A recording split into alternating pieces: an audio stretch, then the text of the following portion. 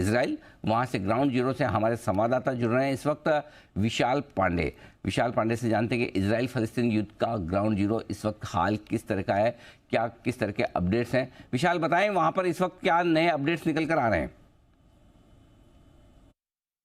जो हमें जानकारी मिल रही है, जो स्त्रौत का एरिया है गजा पट्टी के नजदीक, जहां पर पहले दिन 7 अक्टूबर को गोलीबारी की थी हमास के आतंकियों ने घुसपैठ करके, वहां पर कुछ आतंकी अभी भी छिपे हो सकते हैं, जिन्हें फिलहाल इजरायली डिफेंस फोर्सेस ढूंढने का काम कर रही है। और वो भी घर घर में जो पूरा इलाका है स्त्रौत का, वहां पर जाकर ये search operation Israel defence forces की तरफ से चलाया जा रहा है। और वहीं दूसरी तरफ इजरायल की फोर्स लगातार गजा पट्टी में जो आतंकी ठिकाने हैं हमास के, उनको निशाना बना रही है। और बेंजामिन नेतन्याहू जो कि इजरायल के प्रधानमंत्री हैं, उन्होंने साफ कह दिया कि ऐसा सबक सिखाएंगे कि आने वाली पीढ़ियां भी याद रखेंगी हमास की कि इजराइल में आतंकी हमला करने का क्या नतीजा होता है।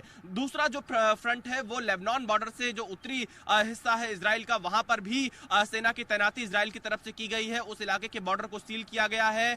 कल हमें यह जानकारी मिलती है, जो इजराइल डिफेंस फोर्स है उनकी तरफ से ट्वीट किया गया था कि एक स्ट्राइक के जरिए जो हिजबुल्लाह का आतंकी पोस्ट है उसको टारगेट किया गया है। और साथ ही यहां पर लगातार इजराइल इस वक्त अब बदला लेने की कार्रवाई से काम कर रहा है। लेकिन दूसरी चुनौती यह भी है कि जो बंधक बनाए गए हैं उन नागरिकों को इजराइल कैसे छुड़ाएगा। हालांकि मिडिल ईस्ट के कुछ देशों ने फिलिस्तीन और इजराइल के बीच में मध्यस्थता कराने का प्रस्ताव भी यहां पर दिया है कि नागरिकों को छोड़ा जाए। इसके लिए बातचीत भी कुछ देश कर रहे हैं, क्योंकि इसमें कुछ विदेशी नागरिकों को भी बंधक बनाए जाने की खबर है। लेकिन 100 से ज्यादा ये लोग हमास के कब्जे में हो सकते हैं, इसलिए ये बेहद गंभीर बात है। और कल हमने एक अनवेरिफाइड वीडियो भी सोशल मीडिया पर बहुत ज्यादा देखा था, जिसमें हमास के प्रवक्ता ये कह रहे थे कि अगर इजराइल ने हमले नहीं रोके तो हम जो हॉस्टेज हैं उनको एक एक कर लाइव टीवी पर आकर उनकी जान लेंगे। तो इस तरह की धमकी भी हमास की तरफ से लगातार दी जा रही है।